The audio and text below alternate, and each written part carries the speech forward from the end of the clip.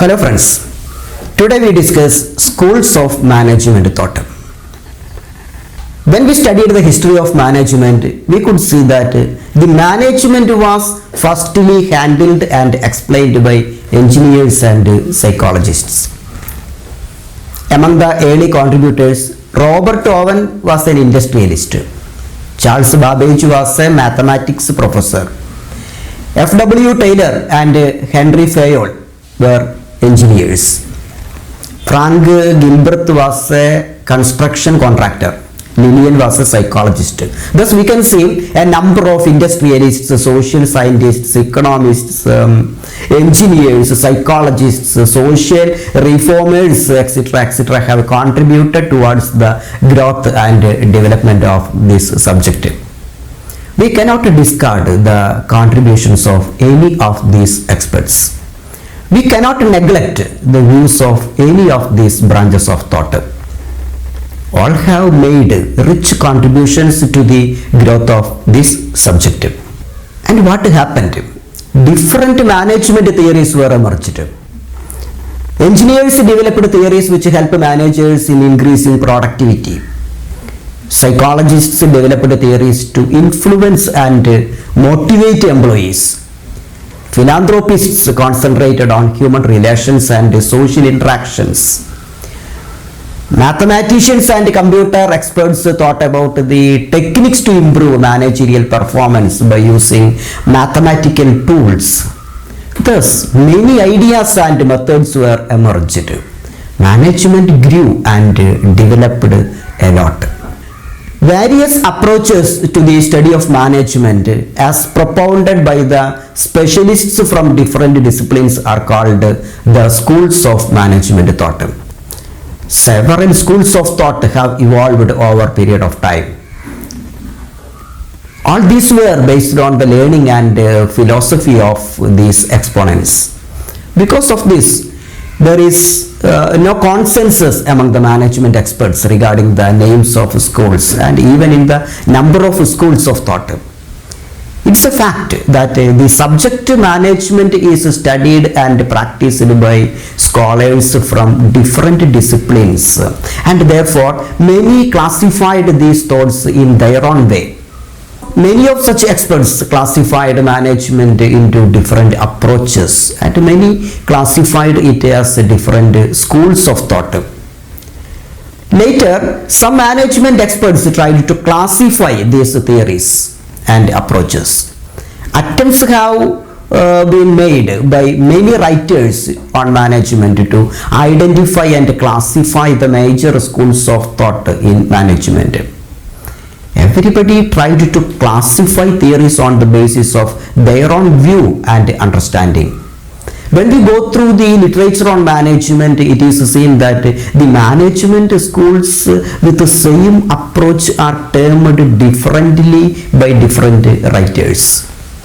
In fact, there is no unanimity in the names and even in the number of such schools of thought.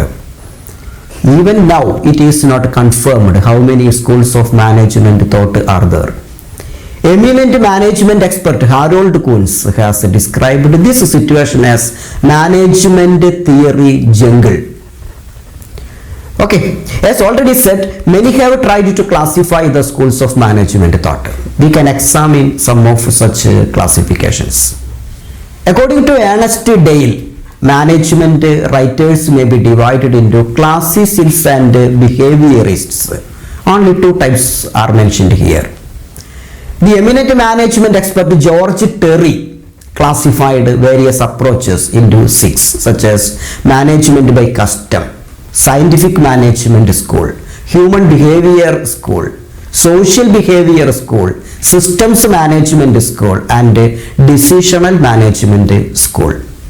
Harold Kuhns was the first academician who attempted to classify various management approaches as the schools of management thought. 6 schools have been identified by Kuhns. According to him, the major schools of management thought are management process school, empirical school, human behavior school, social system school, decision school and mathematical school. Taking into account the above classifications and with a view to include as many as different views, in this discussion, two more schools have been added along with the schools described by Kuhns.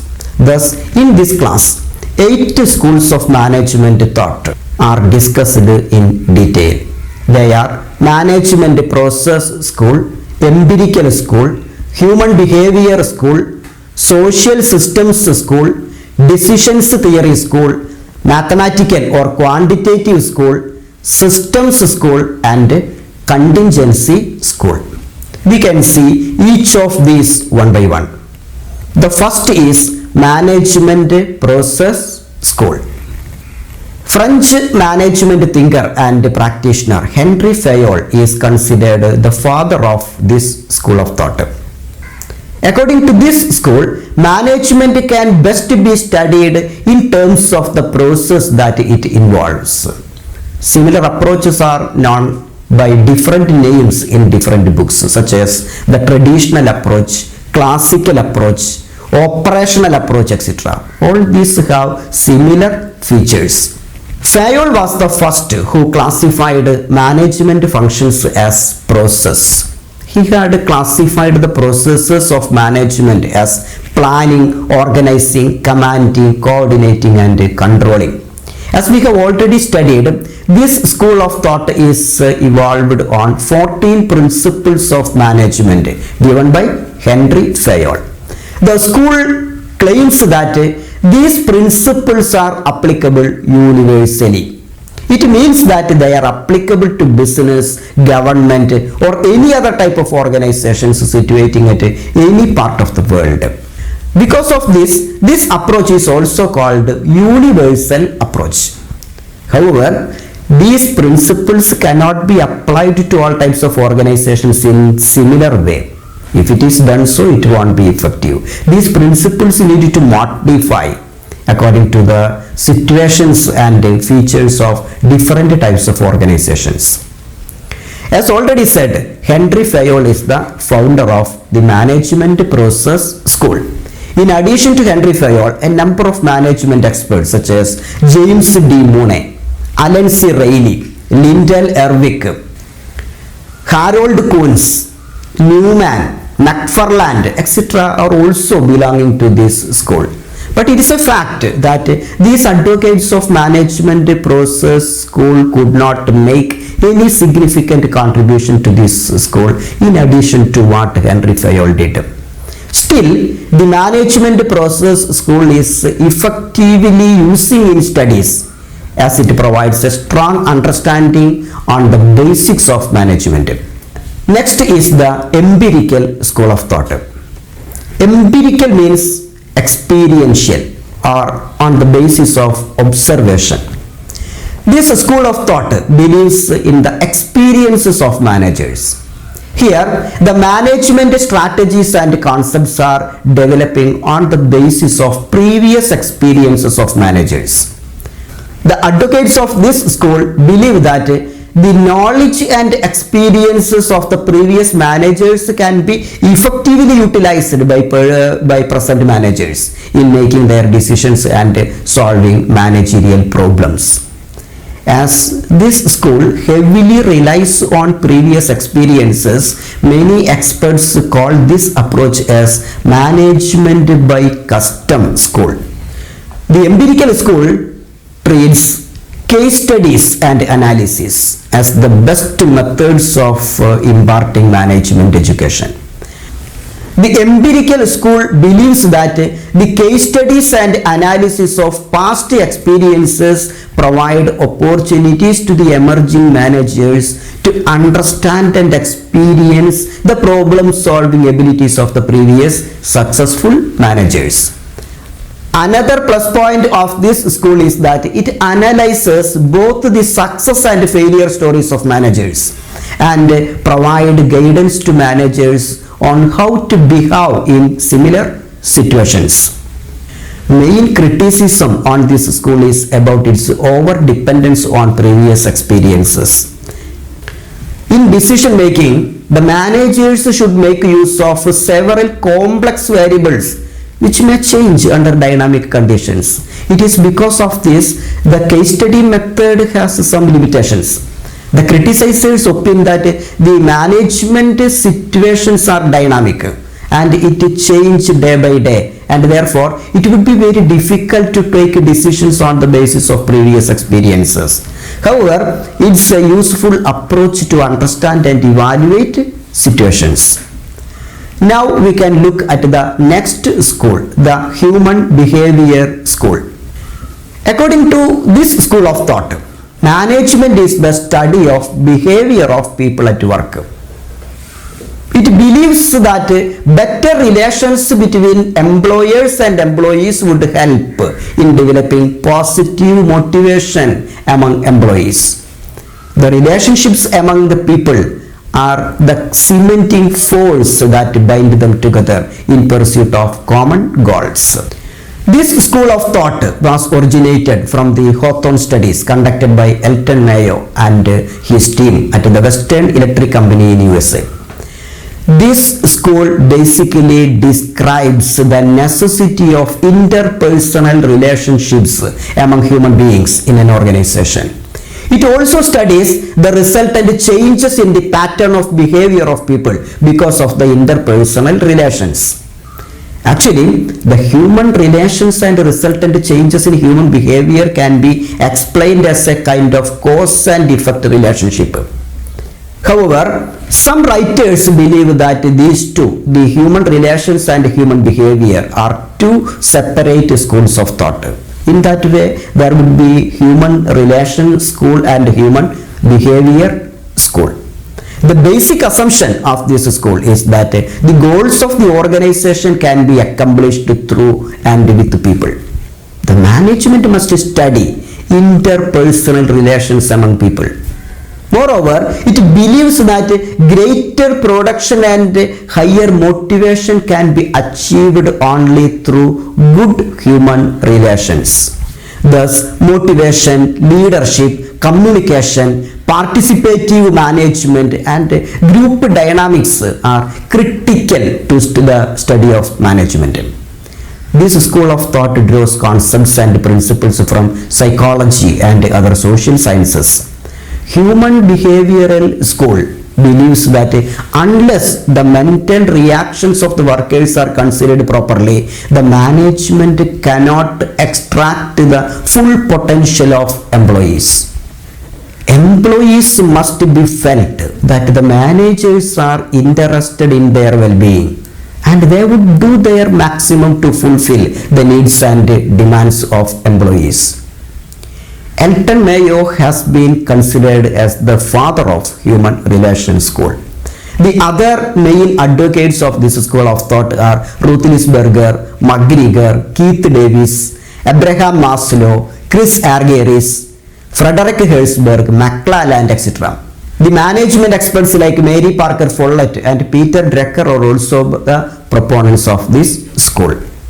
Next is the social systems school. This school of thought is closely related to the human behavior or human relation school of thought. Chester Bernard is considered the founder of this school of thought. Herbert Simon and some other proponents of this view expanded the concept of social system so as to include any purposeful group relations. According to this view, an organization could be considered as a social system consisting of various groups of people. Because of this, to achieve organizational goals, a cooperative system of management needs to be developed by understanding the behavior of people in different groups. Therefore, the focus of this school of thought is on the study of the organization as a cooperative or collaborative system. This approach says that there may be various formal and informal groups in an organization. It is necessary that there should be proper cooperation among these groups and the management should be able to coordinate the efforts of these groups. If the groups in an organization did not cooperate together in pursuit of a common objective, the effectiveness of an organization will be in trouble. An important aspect of the social systems school is its focus on the informal and cultural factors in the working of an organization. The people working together may have their own norms and values according to their cultural background. It is because of this they become members of various informal and cultural groups. At the same time, the organization has its own cultural environment. This cultural environment is formed out of the norms and values of the organization. The social system school believes that management of an organization has to direct its efforts towards establishing harmony between the goals of the organization and the needs, aims and aspirations of the people comprising the various groups in the organization. The management which succeeds in creating harmony between groups can attain organizational objectives very easily. Okay, the next school is the decision theory school. The decision theory school of thought concentrates its attention on decision making aspect of management. This school believes that the essence of management lies in decision making. Whatever a manager does is the outcome of a decision made by him from out of a set of alternatives available to him. Under this approach, manager is basically a decision maker. He should follow the rational approach in decision making. It means that the manager should take decisions on the basis of logical thinking and proper analysis of various alternative ideas or courses of action. In short, the major emphasis of decision theory approach is that decision making is the job of every manager, or the manager is a decision maker and the organization is a decision making unit. The main features of this school of thought may be summed up like this. Decision making is the central function of management. Therefore, the field of management theory is in essence is the field of decision making.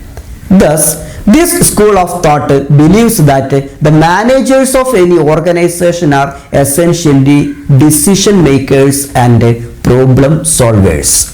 The main contributors and thinkers belonging to this school are Chester Bernard, James Gardner March, Herbert Simon, etc. This school of thought is severely criticized by many others. It is a fact that the decision making is certainly a very central and critical aspect of management. However, they miss the point that decision making cannot be treated as an independent function. It is, after all, only one of the tasks that the executive performs. In some cases, it takes only a small fraction of the time of executive.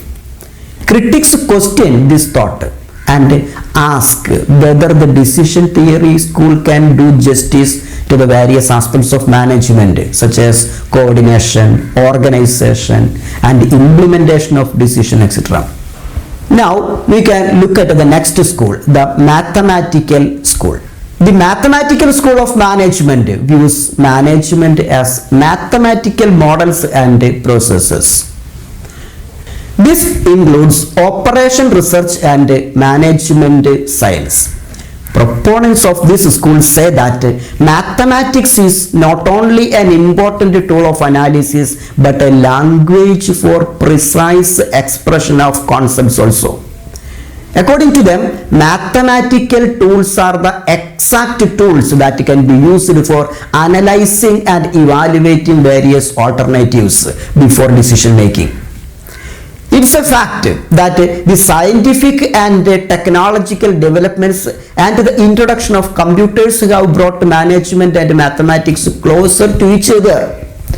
Mathematics is now being used in management to study various problems and analyze them so as to find out suitable rational solutions. The mathematical school of thought makes use of mathematical and quantitative techniques in developing models of the various kinds of decisions and problems with a view to understand them in a better way. Because of this, mathematical school is also called quantitative school of thought. This theory also uses the techniques of games theory, linear programming, queuing theory, model building, etc. for decision making. Basically, the mathematical school or quantitative method school dates back to the scientific management propounded by F.W. Taylor and his associates. Charles Babbage is one of the important initial contributors of this approach.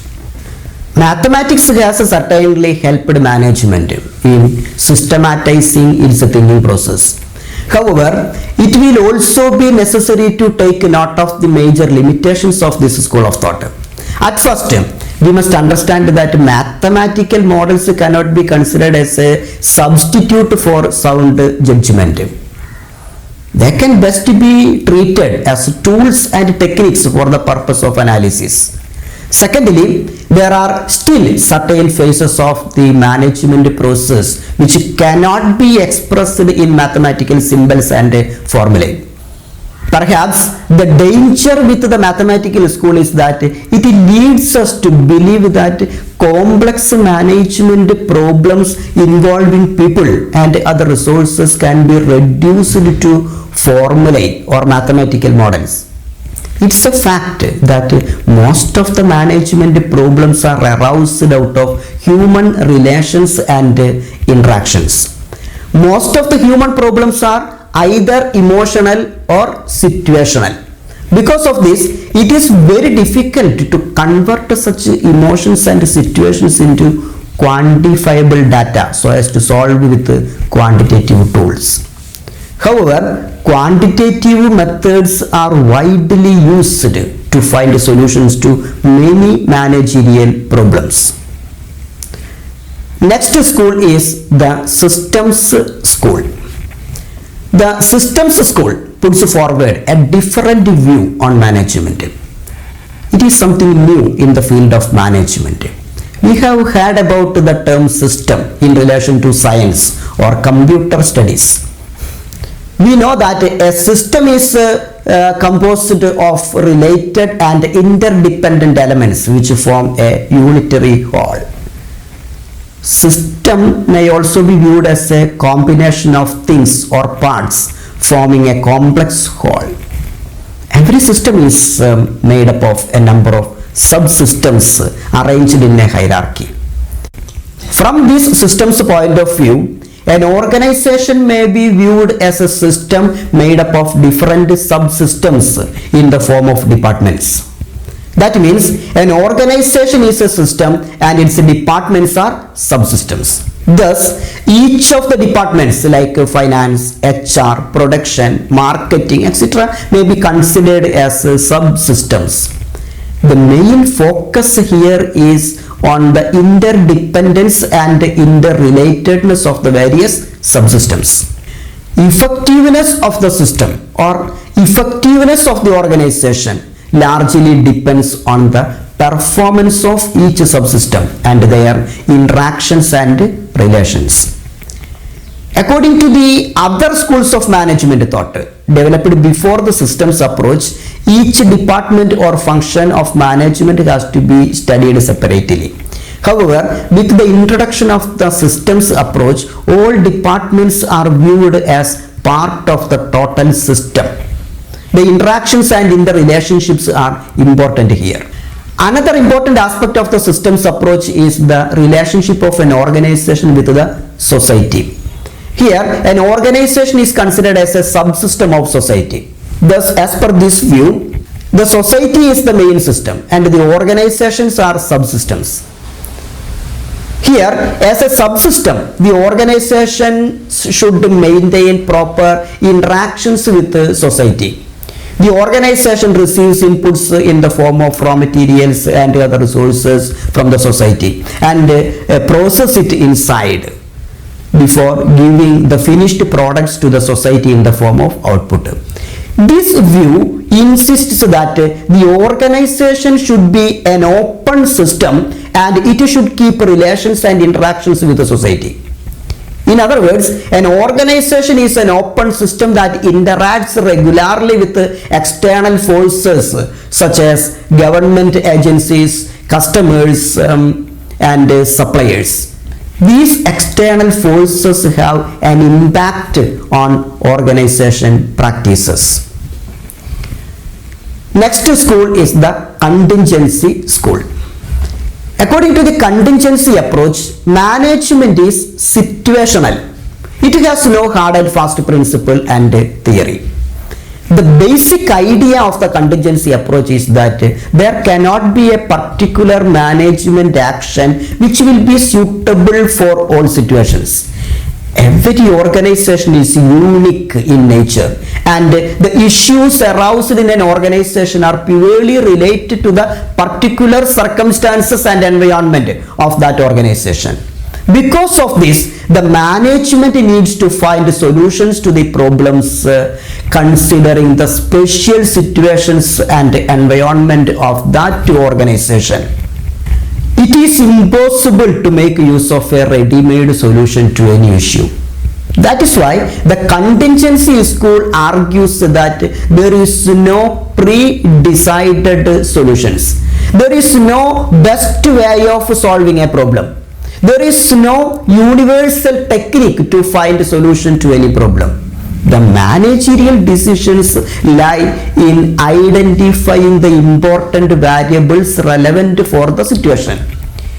An appropriate management action is one that is designed on the basis of external and internal states and needs. The contingency school of management does not believe in theories, experiences, and procedures. The organizations are situating in a dynamic world which undergoes changes in every moment. Therefore, the managers must be dynamic and up to date. The contingency approach suggests that managers need to be developed in skills that are most useful in identifying the important situational factors. They should be able to identify which technique in a particular situation will best contribute to the attainment of management goals. They need not rely on past theories. They should think about the present and its possibilities and opportunities. Every time when they take a decision, they should consider the situation relevant for the time. Managers must be flexible enough to go through all factors which may affect their organization. They should be equipped to face all contingencies which may arise at any time. Okay, hope that we have gone through all major schools of management thought. We can meet in the next class with another topic. Thank you.